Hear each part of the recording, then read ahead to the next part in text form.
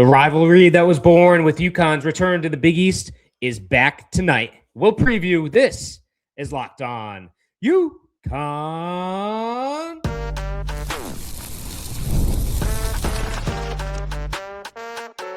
You are Locked On UConn, your daily podcast on the UConn Huskies. Part of the Locked On Podcast Network, your team every day. Happy Saturday and welcome back to another episode of Locked On UConn. I am Matt Schonvisky, a two-time graduate, 10-year credentialed media member, and host of the only daily UConn sports podcast, Locked On UConn. Part of the Locked On Podcast Network, the number one sports podcast network in the world. Please hit the like and subscribe button, and thank you for making this your first listen each and every single day. On today's show, we are previewing tonight's matchup with Creighton. We'll start there. Then, playing to the level of competition. It's something the UConn men need to work on, especially now that we're about to turn the page to February. And finally, finding the killer instinct. Dan Hurley met with the media late yesterday, talked about the killer instinct and where has it been. It was a major topic of discussion. We will detail that out. But first, today's episode is brought to you by FanDuel. It's the last call for football on FanDuel. If you're a new customer, bet just $5 and get $200 in bonus bets if you win. So tonight, 8 p.m., Fox, national TV, UConn, Creighton. Huskies putting their 16-game winning streak on the line tonight. 20-1 overall, undefeated in the Big East. And this is one of those games, regardless of talent level, regardless of records, it's been a tough place for UConn to play. On the road, at Creighton, in Omaha. I'm looking forward to tonight in terms of how UConn responds to some additional adversity. How UConn responds with, hey, we'll see if Braylon Mullins is in. TBD. Injury report came out. We don't know if he's in or out. As of this recording, it is TBD. UConn hopes he's back. They think he's making his way back, but whether or not he's going to be available tonight, we'll see right before the game starts tonight in Nebraska. So that will be a big factor because that ultimately determines what the rotation is tonight. And I'm hoping, as a fan, obviously, that Mullins is available because we cannot have more time missed for a roster that I felt was finally starting to figure it out from a rotation standpoint in terms of how Jaden Ross fits in, how Jalen Stewart fits in, how Malachi Smith can rotate in. Now, granted, he got a great opportunity after Mullins went down and stepped in and was 4 from 3 the other night. So, despite Mullins going out, I think it's a great opportunity and further development for the players that are here that have not seen as much run the last couple of weeks, such as Malachi Smith, such as Jalen Stewart. So it's a positive and a negative, but I want the Huskies at full strength because when we get to tournament time, they will be full strength, and I want that rhythm. I don't want them to be working things out mid-Feb, trying to work Mullins back in. One game missed. I'm hoping he's back tonight. If not, it sounds like by all accounts, he'll be back at home on Tuesday. But tonight's game, I want to see how UConn responds. They've won 16 straight, yes.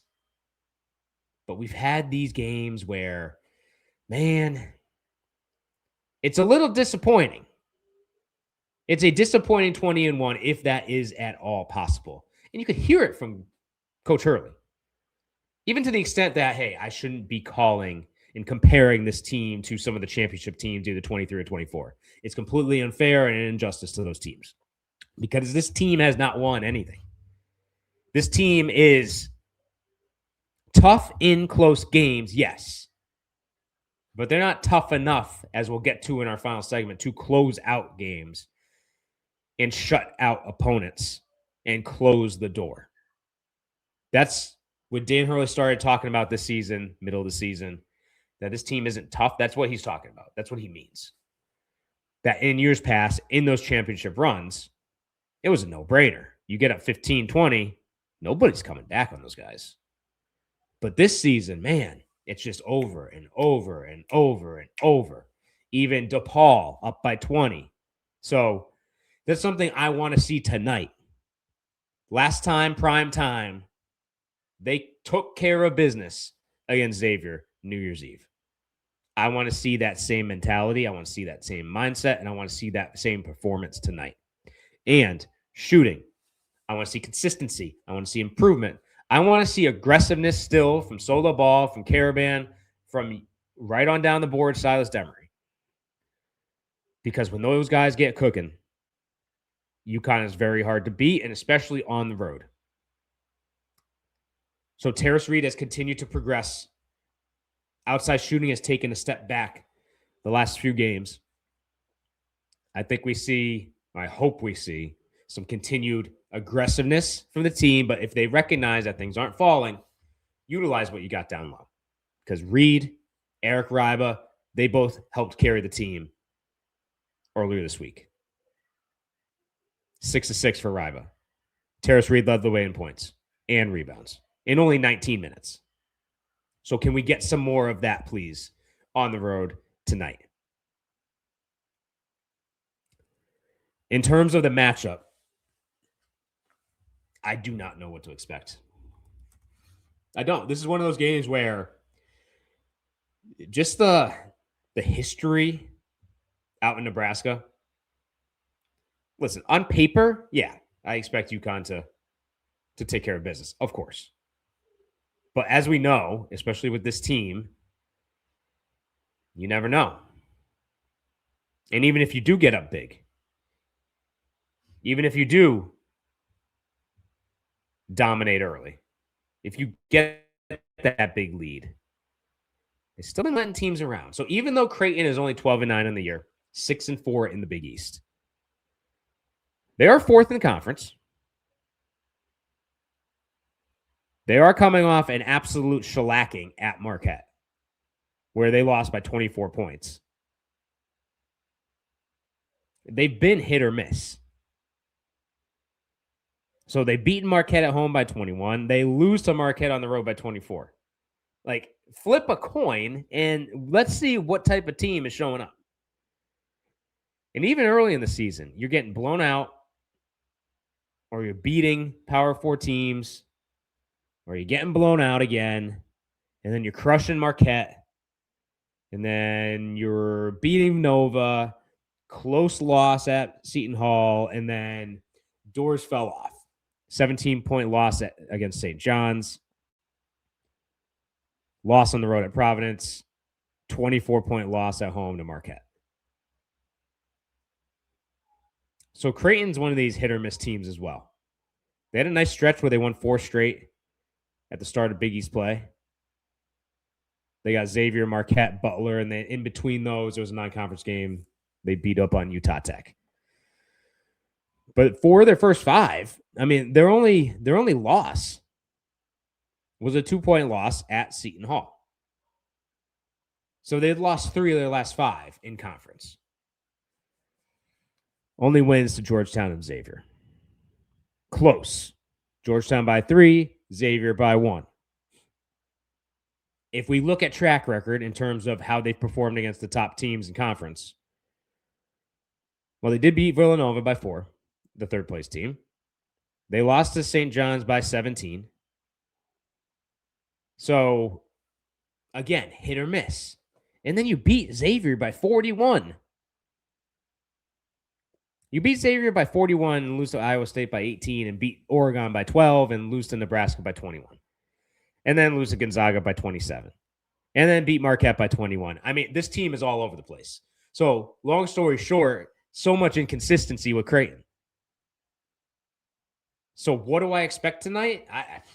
I know we'll get a raucous crowd. I know Hurley will get greeted with who knows what tonight. We'll see if there's any post-game issues again on the way off the court, or if the fans are trying to do something above and beyond they should be doing as a fan base. But in terms of on-court, flip a coin in terms of what UConn's going to see. Now, UConn can dictate what we see from Creighton. UConn's defense is that good to have that type of impact on the game. So I don't know. I'm leaning UConn double digits. Gun to the head, UConn double digits. But road game, it's at Creighton. We know the history there. And listen, Creighton can play with some of the top higher level teams, but then they can also lose the rope in the middle of games and get absolutely blown out. So we'll see tonight, 8 p.m. Fox. I'm looking forward to it. Obviously, a big game from a overall rivalry, quote unquote, standpoint. Since UConn came back to the Big East, this is one of your top competitors. They were trying to unseat when you first came into the conference, and now, just like after the Villanova game the other night, UConn is now looking down at some of these teams that previously, when they entered into the conference, they were looking up at. And I think that just speaks to what Dan Hurley has been able to do with this program since he came back. So, all right, that's enough talking Creighton. Now, after the break, we will be talking men's basketball. Rest of this show, we're going to be talking about playing to level of competition. It's an issue. We've seen it in other sports here at UConn. We'll talk about it on the other side. It's the last call for football on FanDuel. One final Sunday, one last kickoff. The final chance to get in on the action before the NFL season officially comes to a close. This is Super Bowl 60, and for those of us here in New England that are Patriots fans, we are very much looking forward to next week's matchup with Seattle. And FanDuel is making sure you're right in the middle of it with a special offer just in time for the biggest game of the year. Whether you're backing the favorite, riding with the underdog, or building one last same-game parlay, this is the game everyone's been waiting for. This is where predictions turn into plays, stats turn into storylines, and every snap feels bigger.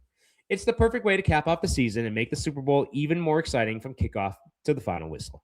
If you're a new customer, bet just $5 and get $200 in bonus bets if you win. Make it count, because after the Super Bowl, the season is over. Last call for football on FanDuel, an official sportsbook partner of Super Bowl 60. Visit FanDuel.com to get started. Again, visit FanDuel.com to get started.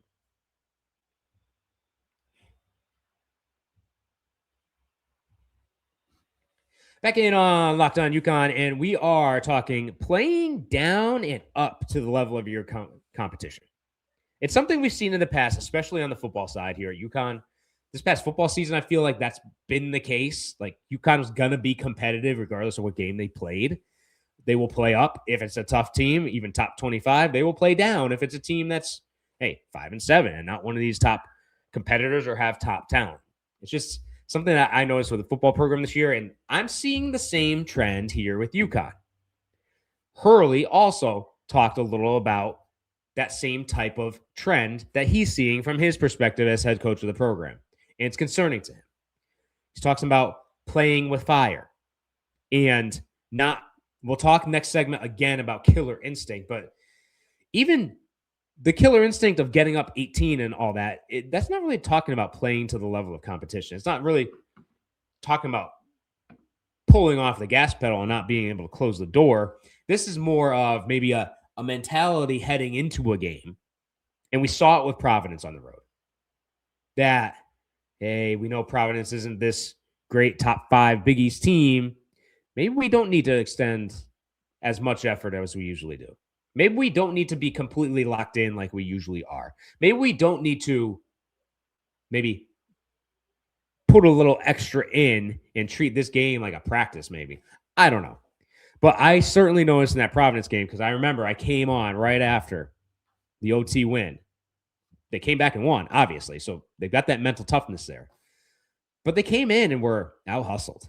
Like, when's the last time you saw a Dan Hurley team be out-hustled? 2 loose balls, to the floor, on the glass, and making extra plays.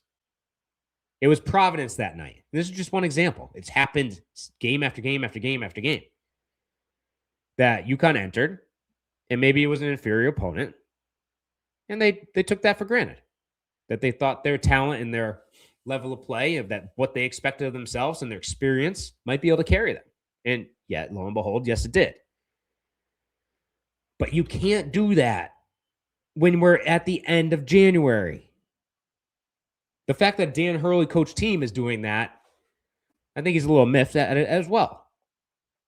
Because this is not something, it's not one of those Dan Hurley coach team traits. quite the opposite. If you look back the last 2 or 3 years, it's crush teams no matter what. And yet, here we are in late January, about to turn the page to February. And we're still trying to figure out exactly who's going to show up game to game. At the start, we know what's going to transpire later in the game. They're a 16-game win streak, the 21 on the year. This is not a bad season. However, the way they're doing it is still concerning, and Coach Hurley talked about it last night. So when they enter into tonight's game, we mentioned in the first segment, Creighton's 12-9. Creighton's 6-4 in conference. Are the men going to come in and treat this game like you're a 12-9 team? Or are we going to see them come in and treat it like they're playing a top-ranked Arizona team who beat UConn earlier this year?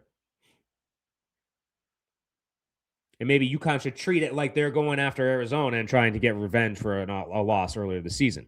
That's how they should be treating every single game this year. The rest of the way. I don't care what the name is on the other side, on the jerseys on the other side of the court. I don't care where you're playing. I don't care what city you're in. I don't care what the court is.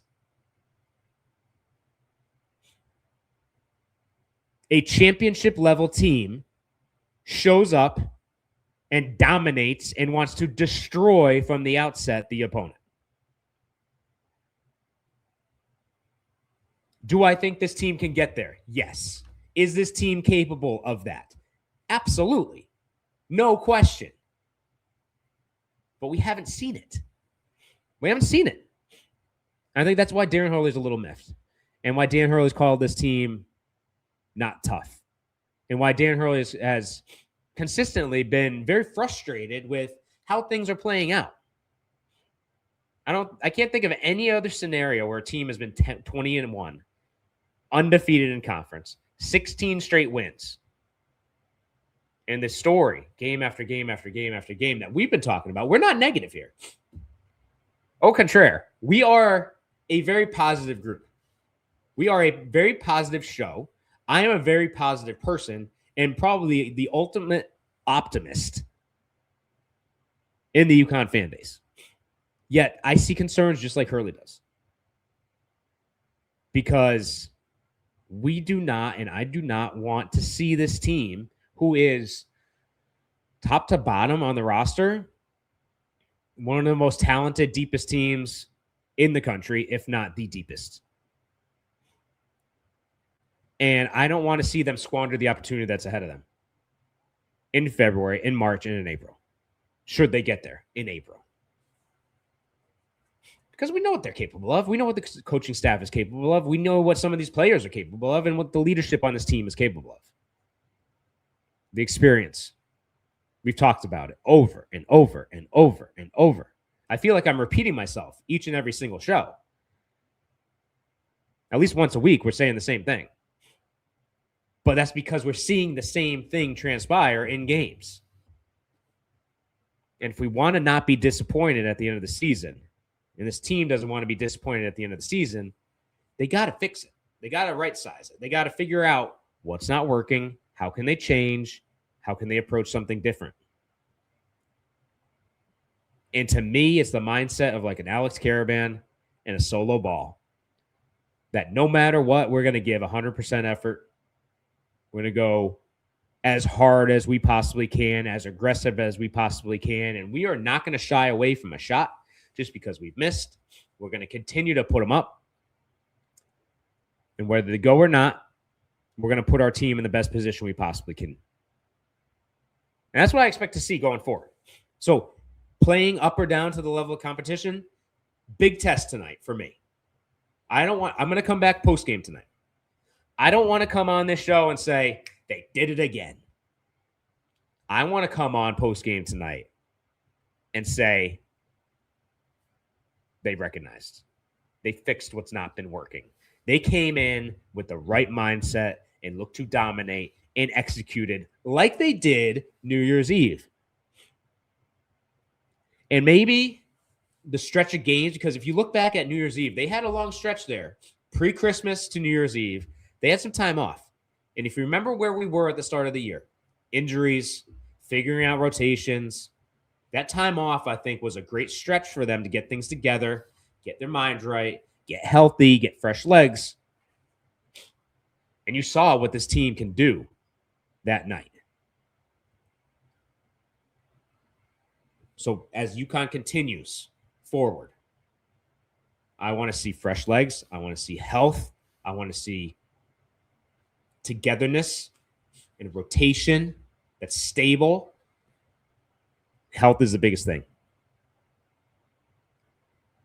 Because we can't be end of February, early March, still trying to figure out Braylon Mullins in or out. How do we play with Malachi Smith? How do we rotate in Ross and Stewart, etc.? It's got to be locked in. And I think Hurley has it figured out. I think if you look at the Villanova game, I think you can figure it out. Even pre-Mullins concussion. So let's see what mindset I have in the post-game show tonight after the game at Creighton. On the other side of the break, we will talk about killer instinct. This is another thing that Coach Hurley talked about, and we will dissect his comments after the break.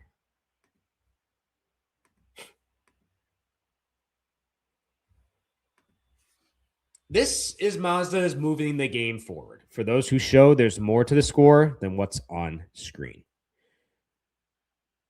Specific game moments, such as solo ball, absolutely taking over against Villanova and leading the way in overtime. Those moments remind us of what it really takes to raise the bar. It's that extra work off the court, that mindset, that never say die attitude, that if shots aren't falling, I'm still going to keep shooting because I know I'm capable and I know they will fall. Dialing in every detail, giving it that extra fire, that grit, and I never quit. We put the same passion into every model. Highlights make the reel. What it took to get there makes it count. There's more to a Mazda because there's more to you. And as UConn looks tonight at Creighton, I expect the never quit attitude, just like we heard here. That grit and I never quit. Again, Mazda puts the same passion into every model of vehicle. Highlights make the reel. What it took to get there makes it count. There's more to a Mazda because there's more to you.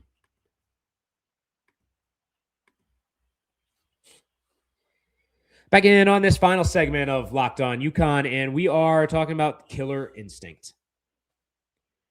Something that head coach Dan Hurley talked about late Friday night multiple times. He was asked, Dan, why? He was asked point blank. I think it was Joe Zone, WFSB. He said, why do you call your team not tough? Why do you say your team isn't tough if you're in games and winning close games, winning tough battles each and every single night? And Hurley's response was, yeah, but why were we in a close game? And then he brought up all the way back to BYU, something we brought up here on the show. How in a default home game, because let's be honest, up in Boston, it was vast majority UConn fans. Up, 18, almost 20 in that game. In the early second half, I think it was 20. I'm pretty sure it was 20 in the early second half. There's maybe 17 minutes left if I'm thinking right. And UConn let BYU come all the way back and got within 1 or 2, I think it was. And yes, BYU's got talent. Yes, they have, in my opinion, still, I think they have the best player in the country. But even then, you're up 18, 19, 20 in a default home game and let BYU come roaring back. And right then and there, that was a big flag for me. Yes, they were getting wins against big-name opponents. Yes, I think they had either just beaten Kansas or they were going into Kansas. They had some other big wins. But that was concerning to me. And we've seen it continue. Double-digit leads. Dan Hurley talked about DePaul. Up 20, 22, 23, 24. Goes to his bench. Next thing you know, in the last couple minutes is a 12-point game. Lead cut in half. Where's the killer instinct? Where's that mentality that, hey, this is our house. This is our game. Ain't no way you're coming back.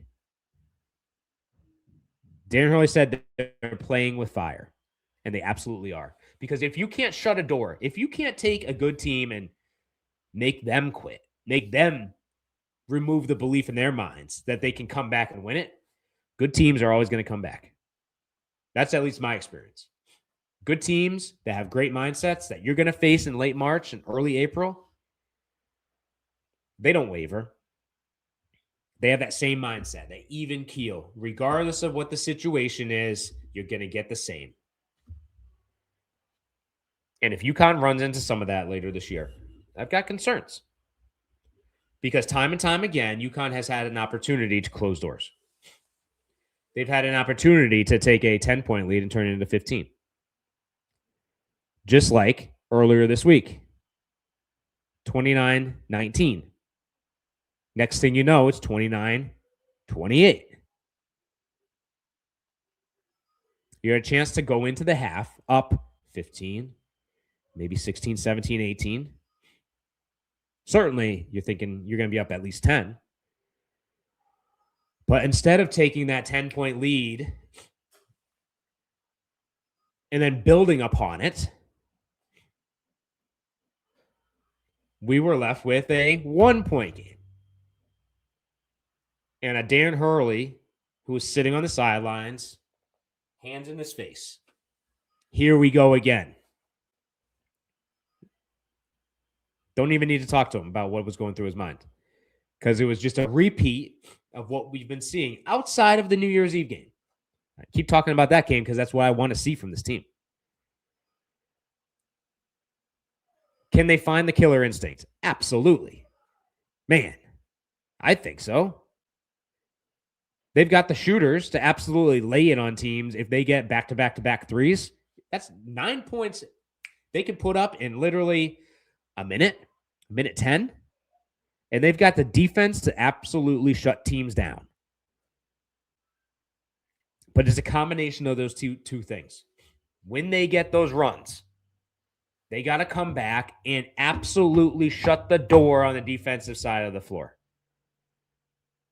Because that will take away the will of opponents. And that will allow UConn to continue to build the momentum, get out and run on missed shots, and take a 10-point lead and make it 12. 12-point lead, make it 15. 15-point lead, make it 18. And then before you know it, the other team's looking up at the clock and saying, we don't have enough time.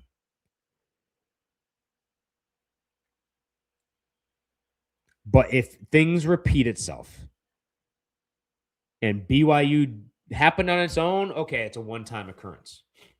But if it happens against BYU, it happens against Providence, it happens against DePaul, it happens against X, Y, and Z.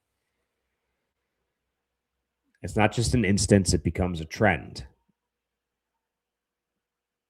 And before you know it, that's what defines a season. Not the 20-1 start, but what will define it, if they can't fix it, which I know they can. This team is too talented. This team is too experienced. This team is too deep. This team is led by a coaching staff that also is way too experienced to let that happen. I have the utmost confidence in Dan Hurley and every single one of those guys on the bench. So if tonight we get on the court and it's UConn 10-0, UConn 10-2, UConn 15-4, UConn 25-15, I want to see 30-15. I want to see 31-16. I want to see 40-20 and keep it there,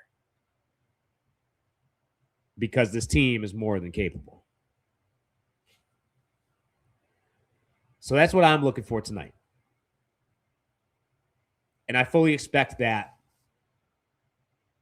that's what we're going to see. Because Dan Hurley has talked about it way too much publicly to not be all over his team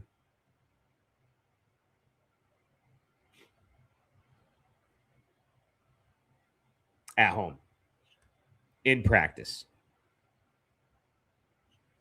So that's what I'm looking for. So, like I said, we'll be back post-game tonight. We'll regroup. We'll reassess where we're at. We'll see, hey, did they actually do some of the things that we were looking for here on the show, or are we going to come back and be frustrated? We will see. But for today, thanks for tuning in to today's episode of Locked On UConn. We will be back, like I said, later tonight with a post-game show, and then we will preview tomorrow UConn and Tennessee, the greatest rivalry in women's college basketball. Make sure you subscribe and follow our podcast at Locked On UConn on X so you get all the latest episodes. If you never miss an episode, the Everyday Club is built for you. Get Locked On UConn ad-free, plus members-only Discord access and more. Head to Locked On UConn on YouTube to join the club.